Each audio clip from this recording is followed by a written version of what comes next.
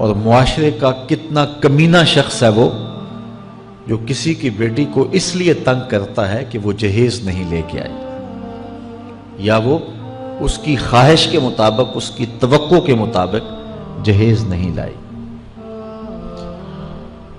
شریعت اسلامیہ نے تو نکاح کو آسان قرار دیا، اور یہ جو ہم اتنی لمبی چوڑی باراتیں لے کر کے چلے جاتے ہیں بیٹی والوں کے گھر میں، تو اسلام میں تو اس کا ایسا کوئی تصور نہیں ہے۔ 500 600 لوگ بیٹی والوں کے ہاں چلے جاتے ہیں، اور جس طرح کسی محاذ پہ جا رہے ہیں۔ نکاح فی المساجد کا رواج اگر ڈالا جائے تو ہماری زندگیاں سوکھی ہو جاتی ہیں۔ یہ جو مروج سلسلہ ہے، اس سے غریب لوگ تو پریشان ہیں ہی، امیر لوگ بھی سکھ میں نہیں ہیں۔ آج 1 کروڑ روپیہ شادی پہ خرچ آ رہا ہے، اور جس کی 4 بیٹیاں ہیں وہ ساری زندگی اسی کام میں ہی لگا رہتا ہے۔ اور غریبوں کی زندگی تو اجیرن ہے۔ غریب کی بیٹیاں سگڑ ہیں، سمجھدار ہیں، سنجیدہ و متین ہیں، پڑھی لکھی ہیں، خوبصورت ہیں، لیکن ان کے رشتے قبول اس لیے نہیں کیے جا رہے کہ ان کے پاس دینے کے لیے کچھ نہیں ہے۔ اور اب ایک سلسلہ چلا جہیز فنڈ کا اور اجتماعی شادیوں کا، تو شاید کسی کے لیے اس میں تسکین ہو، لیکن میں تو ایک مرتبہ ایسی تقریب میں گیا ہوں تو دکھی ہو کے آیا ہوں۔ ہر شخص کا اپنا مزاج ہوتا ہے، مختلف تنظیمات، مختلف لوگ غریب بچیوں کی اجتماعی شادیاں کر رہے ہیں، تو میں ایک تقریب میں مجھے کھینچ کے کچھ لوگ لے گئے۔ میں نے کہا مجھے تجربہ تو نہیں ہے، لیکن مجھے لگتا ہے کہ میرے لیے تکلیف کا سامان ہوگا، اور دوست جس مقصد کے لیے مجھے لے کے جا رہے ہیں تو ان کا مقصد بھی پورا نہیں ہوگا۔ ایسا ہی ہوا، ایک ہال میں 15 سے 20 بچیاں تھیں، اور دوسری جانب 15 سے 20 بچے تھے، اور ان کے مہمان، ان کا ہجوم تھا، اور اسٹیج کے اوپر جو کرسیاں لگی تھیں ان پر مخیر حضرات بیٹھے ہوئے تھے جنہوں نے سرمایہ لگایا اور جہیز فنڈ دیے، اور تنظیم کے لوگ آ کے اپنی کارکردگی بیان کر رہے تھے۔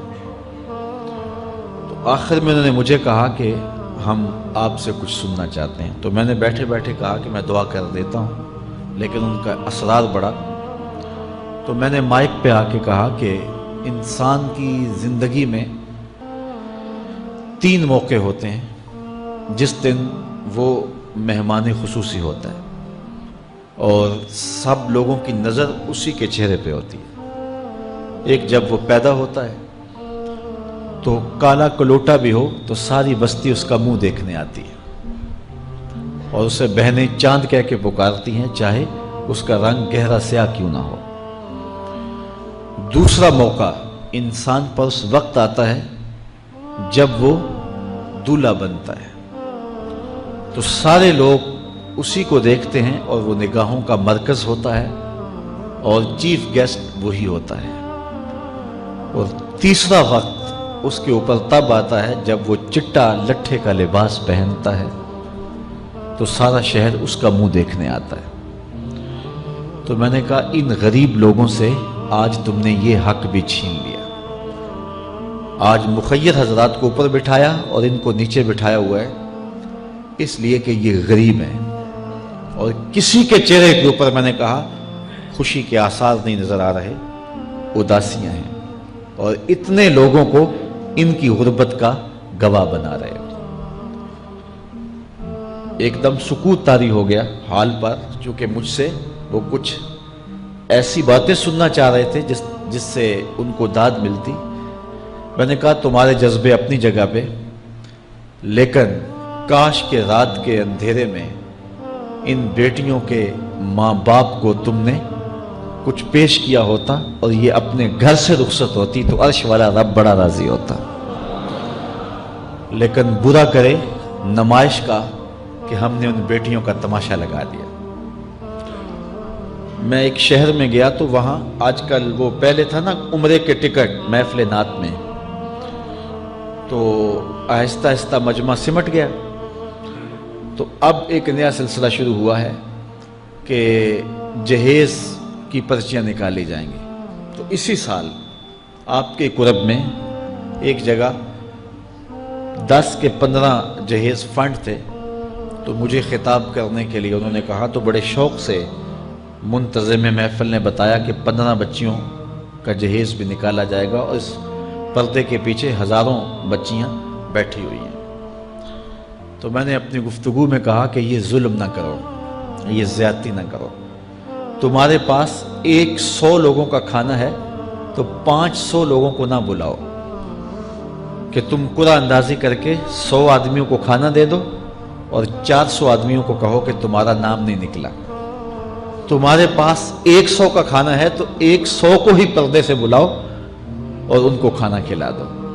میں نے کہا 10,000 بیٹیاں اس پردے کے پیچھے بیٹھی ہیں آپ کے بقول، اور آپ ان میں سے چند کو قرعہ اندازی کے ذریعے جہیز فنڈ دے رہے ہیں۔ ہر پرچی پہ 10,000 بیٹی کا دل دھڑکے گا کہ شاید میرے مقدر جاگ پڑے اور غموں کی سیاہ رات ختم ہو گئی، لیکن جب آخری پرچی کے بعد اعلان کیا جائے گا کہ قرعہ اندازی مکمل ہو گئی، تو کتنی بیٹیاں گھروں میں جب واپس جا رہی ہوں گی تو تم نہیں جانتے ان کے قدم کتنے بوجھل ہوں گے، اور رسول اللہ کا میلاد ہو اور بیٹیاں آنسو بہاتی ہوئی جائیں۔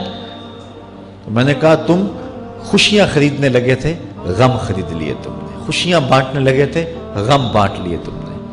تو یہ زیادتی نہ کرو، یہ جو رواج پڑ رہا ہے یہ اپنی نمائش کے لیے، خدا را آگے تم نے عمرے کے ٹکٹ بانٹے، بہت کچھ کیا لوگوں کو اکٹھا کرنے کے لیے، اور کیا کیا رنگ اپنائے گئے۔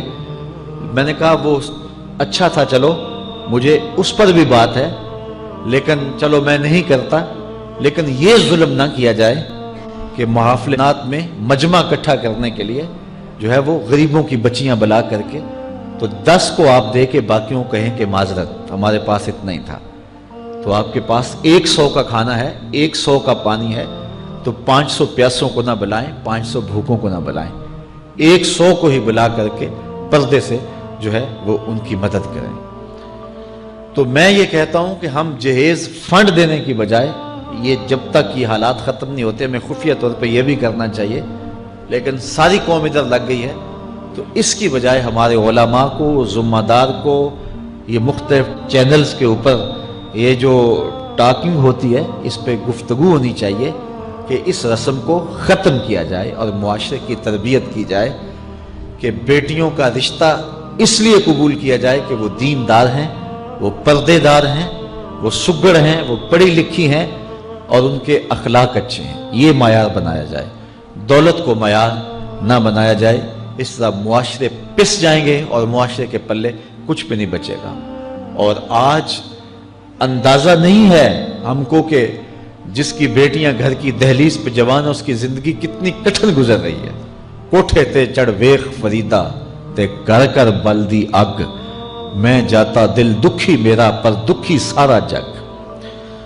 تو پورا معاشرہ اس وقت اس اذیت سے، اس کڑن سے گزر رہا ہے کہ بیٹیاں جوان ہیں اور رشتے نہیں مل رہے، اور پھر اگر رشتے مل رہے ہیں تو بیٹے والوں کے نخرے ہی بڑے عجیب ہیں، اور پھر جس طرح وہ بیٹیوں کو، غریبوں کی بیٹیوں کو لونڈیاں بنا کے اپنے گھروں میں رکھتے ہیں، تو یہ ایک الگ درد کی اور دکھ کی کہانی ہے۔ میرے پاس لوگ آتے ہیں، دعا کیجئے، کاروبار نہیں ہے، معاشی بحران ہے، مالی پریشانیاں ہیں، بچے کے امتحان سر پہ ہیں، بہت سارے مسائل لے کر لوگ آتے ہیں، لیکن کوئی نہیں، لوگ حوصلے سے مصائب کا مقابلہ کرتے ہیں، کاٹتے ہیں۔ لیکن کچھ لوگ آتے ہیں دعا کے لیے تو بات کرتے ہی آنکھیں چھلکنے لگتی ہیں اور میرا دل بھی قابو میں نہیں رہتا۔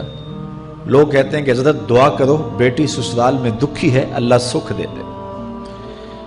تو میں دعا بھی کرتا ہوں، لیکن میں تنہائی میں جا کے روتا ہوں کہ اس درد کا مداوع کیا ہے، اس دکھ کا علاج کیا ہے، اور معاشرہ تیزی سے اس تکلیف کی طرف بڑھ رہا ہے، اور طلاق کی شرح بھی جو ہے وہ بڑھتی چلی جا رہی ہے۔ میرے پاس ایک دن ایک صاحب آئے، ساتھ ان کی بیوی تھی، اور میں انہیں جانتا ہوں، عزت دار لوگ تھے۔ تو انہوں نے کہا کہ ہم آپ سے کوئی تنہائی میں بات کرنا چاہتے ہیں۔ تو ان کے اپنے عزیز تھے، بیٹیاں اس شخص کی زیادہ ہیں، اپنے عزیزوں میں شادی کر دی۔ تو اس وقت انہوں نے طے کر لیا کہ کوئی بات نہیں، ہم جہیز نہیں لیتے۔ لیکن وہ باپ بلک بلک کے مجھے کہہ رہا تھا کہ کتنے دنوں سے میری بیٹی گھر آ کے بیٹھی ہوئی ہے، اور وہ کہتے ہیں کہ اتنی دیر واپس نہ آنا جب تک تیرا جہیز پورا نہیں ہو جائے گا۔ میں کہتا ہوں کتنا صفاق معاشرہ ہو گیا ہے اور کتنے کٹھن حالات ہو گئے ہیں۔ تو جب معاشرہ اس کیفیت میں چلے جائے تو پھر انارکی پھیلتی ہے اور معاشرے پھر قائم نہیں رہتے۔ تو کتنی باپ کی دہلیز پر بوڑھی ہونے والی بیٹیاں، ان کی سسکیاں، ان کی آہیں اور ان کی چیخیں اس معاشرے کو بے چین کی ہوئی ہیں۔ تو امیر لوگوں کی ذمہ داری ہے کہ وہ غریبوں کے دکھ بانٹ لیں۔ اللہ تعالیٰ ارشاد فرماتا ہے کہ فکو رقبہ او اطعام فی یوم ذی مسغبہ، کسی پھنسے ہوئے کی گردن چھڑانا یہ بڑی نیکی ہے۔ تو اس وقت غریب کی بیٹیوں کا رشتہ کوئی قبول نہیں کرتا۔ اگر کوئی نوجوان اور اگر کوئی سرمایہ دار غریبوں کی بیٹیاں قبول کر لے تو یہ اس کی مہربانی ہوگی، اور اگر یہ نہیں کر سکتا تو کم از کم ان بیٹیوں کی شادیوں کا اہتمام کیا جائے، لیکن یہ مہربانی کی جائے کہ غریبوں کی بچیوں کو نمائش گاہ میں نہ کھڑا کیا جائے اور ان کی غربت کا تماشا نہ بنایا جائے۔ رات کی تنہائی میں ان کے ماں باپ کی خدمت کی جائے تاکہ وہ اپنی بیٹیوں کو عزت سے اٹھا سکیں۔ میرے حضور نے ارشاد فرمایا وَرَجُلٌ تَصَدَّقَ بِصَدَقَةٍ فَأَخْفَاهَا حَتَّى لَا تَعْلَمَ شِمَالُهُ مَا تُنْفِقُ يَمِينُهُ، جس شخص نے تنہائی میں خیرات کی کہ دائیں ہاتھ نے جو خرچ کیا بائیں کو پتہ بھی نہ چلا، قیامت کے دن جب کوئی سایہ نہیں ہوگا اللہ اس شخص کو اپنے عرش کا ٹھنڈا سایہ عطا فرمائے۔ تو یہ جو اجتماعی شادیوں کا ماحول ہے، تو اگر اس کو ہم اس میں تبدیل کر لیں کہ غریبوں کی عزت نفس مجروح نہ ہونے پائے، تو اللہ تعالیٰ یہ توفیق نصیب فرمائے اور معاشرے کے اندر ایسے لوگ نکلیں جو معاشرے کے دکھ بانٹتے ہیں۔ اور علماء کو منبر و محراب سے زوردار آواز اٹھانی چاہیے کہ یہ جو رسم پیدا ہو گئی ہے جہیز کی، اور اس کے بغیر بیٹیاں گھر سے رخصت نہیں ہو سکتی ہیں، تو اس کو ختم کیا جائے اور اس کے خلاف عملی جہاد کیا جائے، اور اس کے لیے امیر لوگ نمونہ بنیں۔ غریب لوگ تو نمونہ بن نہیں سکتے، مشکل ہے ان کے لیے، لیکن امیر لوگ اگر نمونہ بنیں تو وہ بن سکتے ہیں اور معاشرے کے اس ناسور کو ختم کیا جا سکتا ہے، اور غریبوں کی بیٹیاں عزت سے اپنے پیا گھر سدھار سکتی ہیں اور ان کو جو ہے ان کے ماں باپ کو تسکین کی اور چین کی نیند آ سکتی ہے۔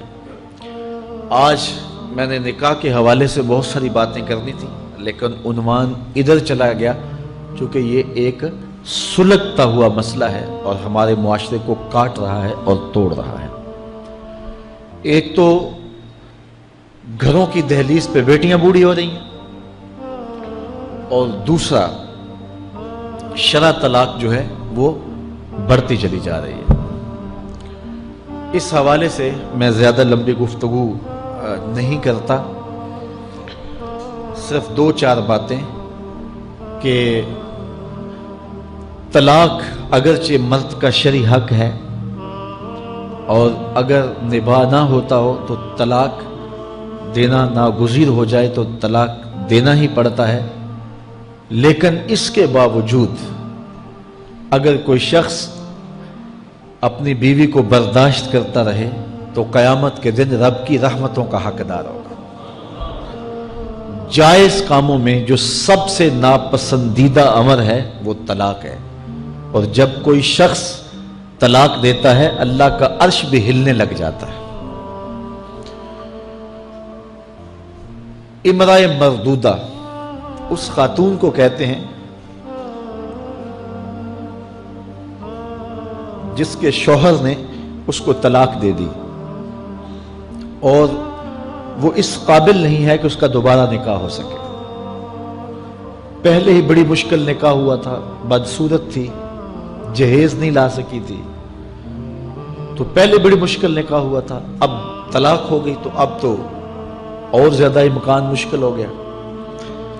تو وہ اپنے باپ کی دہلیز پہ بیٹھ گئی. آگے نکاح کا ارادہ بھی نہیں ہے چونکہ امکان باقی نہیں ہے. تو اس عورت کو شریعت میں کہتے امرأہ مردودہ، لٹائی گئی خاتون.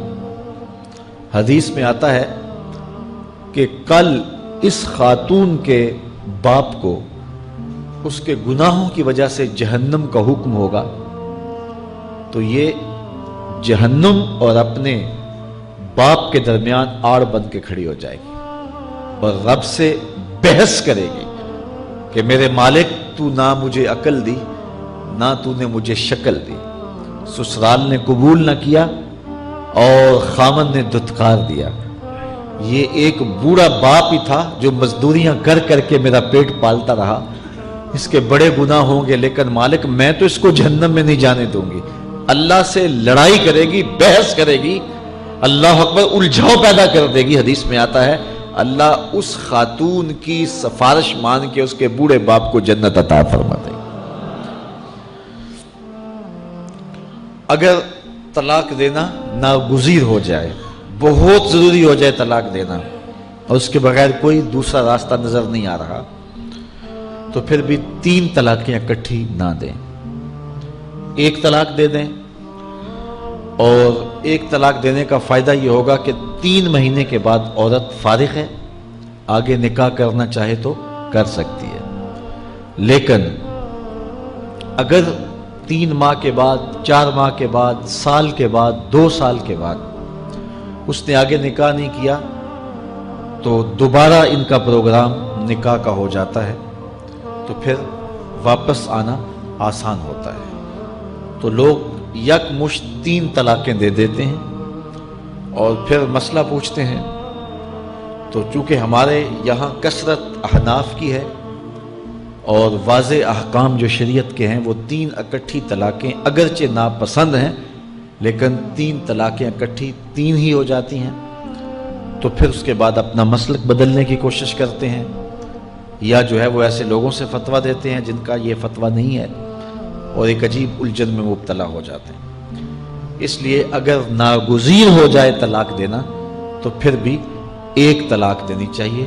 جو 3 طلاقوں سے حاصل ہوگا عورت سے الگ ہونا وہ 1 طلاق سے ہی حاصل ہوگا. اور 1 طلاق بھی طہر کی حالت میں دینا چاہیے، عالم حیض میں نہیں، چونکہ ان دنوں کے اندر مرد کا رجحان عورت کی طرف زیادہ ہوتا ہے. اس لیے شریعت نے طہر میں طلاق دینے کا حکم دیا ہے اگر کوئی طلاق دینا چاہے. لیکن اگر کوئی حیض میں طلاق دے دے تو پھر بھی طلاق ہو جائے گی. 3 اکٹھی دے دیں پھر بھی طلاق ہو جائے گی. لیکن 1 طلاق اور وہ بھی طہر میں اگر دی جائے، ہاں مہینے کے وقفے کے بعد دی جائے تو پھر بھی موقع موجود ہوتا ہے. تو عمومی طور پہ لوگ 3 طلاقیں اکٹھی دے کے بعد میں پریشان ہوتے ہیں کیونکہ طلاق دینے کے بعد پھر پوزیشن سوچ کی اور گمان کی اور ہوتی ہے. تو یہ ضروری باتیں تھیں. کار ما آخر شدو آخر ز ما کار نشد.